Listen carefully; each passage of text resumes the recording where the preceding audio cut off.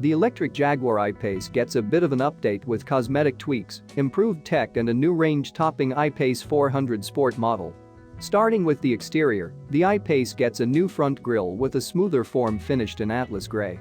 This new simpler closed-off grille design replaces the previous mesh-type grille for a cleaner overall look. The same Atlas grey finish can be also found on the vertical blades at the outside of the front air intakes integrated into the bumper.